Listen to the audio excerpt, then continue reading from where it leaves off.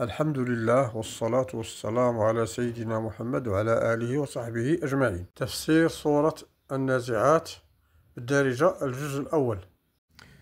بسم الله الرحمن الرحيم. في هذه السورة الله عز وجل كيحلف بالنازعات والناشطات والسابحات والسابقات والمدبرات، وهذه كلها ملائكة الرحمن.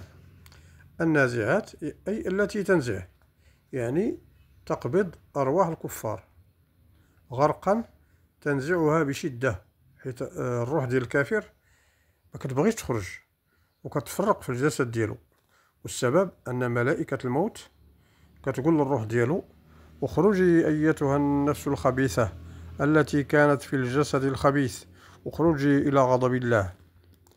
والناشطات نشطا، الناشطات هم الملائكة الموكلة بقبض أرواح المؤمنين.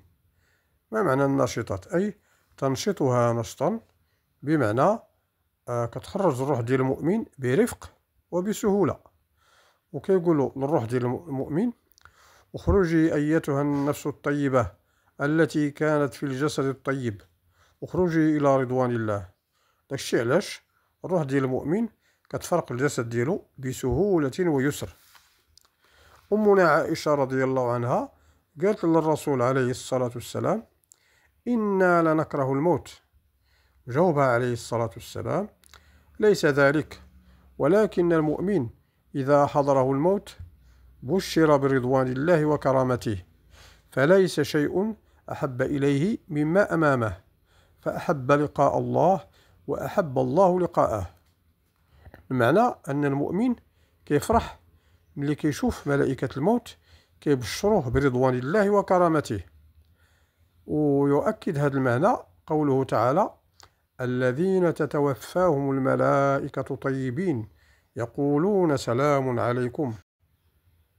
السابحات سبحا، تسبح أي تسبح بأمر الله، فهي تتحرك بسرعة بحال داك السباح اللي كيعوم في الماء، كما قال تعالى عن الشمس والقمر: وكل في فلك يسبحون.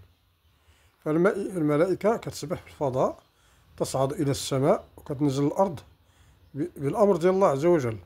طبعا هذا الصعود والنزول كيفاش داير الله أعلم، لأن الملائكة تنتمي إلى عالم الغيب. فالسابقات سبقا، بمعنى أنها تسبق إلى أمر الله، سبقون إلى أمر الله، أي أنهم كيتميزوا بالاستجابة المباشرة للأمر ديال الله عز وجل.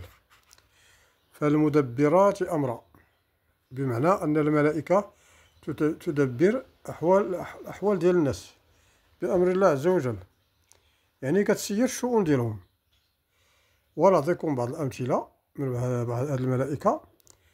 مثلا جبريل وإسرافيل وميكائيل، هاد ثلاثة الملائكة عندهم واحد القاسم مشترك، أنهم مكلفون بالحياة. فجبريل مثلا موكل بالوحي اللي فيه حياة القلوب، الوحي والقرآن، يعني القرآن كيحيي القلوب الميتة، يعني هذا الوحي كينزل به من عند الله على الرسل. إسرافيل مكلف بالنفخ في الصور، عنده جوج نفخات. النفخة الأولى، في النفخة الأولى كيوقع للناس الفزع وكيموتوا، وفي النفخة الثانية يبعثون، أي الناس كيخرجوا من القبور ديالهم. وإسرافيل هو أيضا من حملة العرش. ثم كاين ميكائيل، الملك ميكائيل هو أيضا موكل بحياة الأرض، لأنه موكل بالقطر والمطر، أي الشتاء والنبات. ثم كاين ملك الموت وأعوانه من الملائكة، يعني المساعدين ديالو، مكلف بقبض الأرواح. كاين مالك خازن النار، ورضوان الموكل بالجنة، وعن اليمين وعن الشمال قعيد موكل بكتب الأعمال من حسنات وسيئات. وبطبيعة الحال كل ما يقوم به الملائكة هو بأمر الله عز وجل، والعدد ديالهم يعني لا يعلم إلا الله، كما قال تعالى: وما يعلم جنود ربك إلا هو. والملائكة لا يعصون الله ما أمرهم ويفعلون ما يؤمرون، كما جاء في القرآن الكريم. إذن الله عز وجل كيحلف بالملائكة أن البشر سيبعثون يوم القيامة، ولهذا قال تعالى بعد ذلك: يوم ترجف الراجفة تتبعها الرادفة. يوم ترجف الراجفة تتبعها الرادفة، يعني سيدنا إسرافيل غادي ينفخ نفختين في الصور. الراجفة هي النفخة الأولى، إذا سمعوها الناس غيشدهم الفزع والخوف الشديد، ثم يموتون عن آخرهم، كلشي غيموت. تتبعها الرادفة، يعني كتجي من بعدها النفخة الثانية اللي هي الرادفة. بعد هذه النفخة الناس سيبعثون، أي غيخرجوا من القبور ديالهم. قلوب يومئذ واجفة، أي قلوب الكفار غتكون خائفة الخوف الشديد والحسرة والفزع والتأسف. أبصارها خاشعة، أي النظرات ديالهم يوم القيامة غتكون ذليلة حقيرة. يقولون إنا لمردودون في الحافرة إذا كنا عظاما نخرة، يعني كيقولوا واش غيبعثنا الله بعد ما دفنا في الأرض، بعد ما ولينا عظاما نخرة. تلك إذا كرة خاسرة، يعني هذا هو الخسران المبين. طبعا الكفار كيقولوا هذا الكلام على وجه التكذيب، وكيجاوبهم الله تعالى بقوله: فإنما هي زجرة واحدة فإذا هم بالساهرة، يعني أن البشر كله غادي يخرج من تحت الأرض مرة واحدة بالأمر ديال الله عز وجل. قال تعالى: وما أمرنا إلا واحدة كلمح بالبصر، أي أن الله تعالى إذا أراد شيئا كيقول له كن مرة واحدة فقط فيكون، يعني كوقع لمح البصر. هل أتاك حديث موسى؟ موسى عليه السلام من أنبياء بني إسرائيل، مذكور في القرآن أكثر من الأنبياء الآخرين، لأن اليهود كانوا موجودين بكثرة في عهد الرسول عليه الصلاة والسلام في المدينة. إذ ناداه ربه بالوادي المقدس طوى، هذا الواد مقدس لأن فيه نزل الوحي على سيدنا موسى عليه السلام. اذهب إلى فرعون إنه طغى، طغى من الطغيان وهو تجاوز الحد، ففرعون طغى وادعى الربوبية. فقل هل لك إلى أن تزكى، أي أن تتطهر من الكفر والشرك والفساد. وتزكية النفس هي أن تطهرها، أي تنقيها من دنس الشرك والكفر إلى الإيمان والعمل الصالح. وأهديك إلى ربك فتخشى،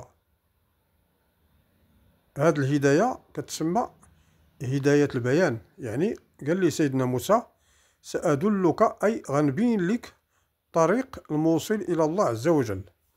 فتخشى باش تخاف الله على علم، وهذا هو الفرق بين الخوف والخشية. فالخشية هي الخوف مع العلم، أما اللي ما عندوش العلم فهذا عنده خوف مجرد. قال تعالى: إنما يخشى الله من عباده العلماء. فأراه الآية الكبرى، الآية أو المعجزة اللي جاب سيدنا موسى معروفة، وهي العصا ديال الخشب، إلا وضعها في الأرض كتحول الأفعى، وإلا هزها في يديه ديك الأفعى أو ذاك الثعبان كيتحول العصا وكيرجع كما كان. والآية الثانية أنه كان كيدخل يديه في جيبو كيخرجها بيضاء من غير سوء، أي من غير عيب. علاش الله بعث موسى بهذه المعجزة ديال العصا؟ لأن في الزمن ديالو كان السحر منتشر، وعطاه الله هذه المعجزة ديال العصا اللي كتحول بإذن الله لثعبان باش يغلب السحرة. أما محمد عليه الصلاة والسلام ففي الزمن ديالو كانوا العرب كيتفاخروا بالفصاحة والبلاغة، وتحداهم الرسول صلى الله عليه وسلم بالقرآن العظيم. فكذب وعصى سيدنا موسى وراء فرعون الآية الكبرى، الآية هي العلامة، ولكن ما نفعتش فرعون. قال تعالى: وما تغني الآيات والنذر عن قوم لا يؤمنون، بمعنى أن اللي ما كاينش في القلب ديالو استعداد للهداية ما غاديش نفعو هاد الآيات. ثم أدبر يسعى، يعني فرعون تولى مدبرا، فحشر فنادى، حشر الناس، جمع الناس وقال لهم بصوت مرتفع: أنا ربكم الأعلى.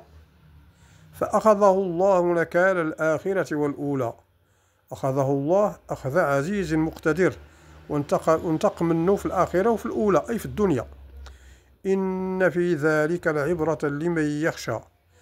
العبرة أي اللي كيخاف من الله وعنده الخشية غياخد العبرة من هذا الشيء اللي وقع لفرعون، لأن فرعون رغم هذا الملك والجبروت والطغيان الله انتقم منه باش يكون عبرة لأمثاله من المتمردين والمتكبرين في الدنيا. وصلى الله وسلم على سيدنا محمد وعلى آله وصحبه وسلم تسليما.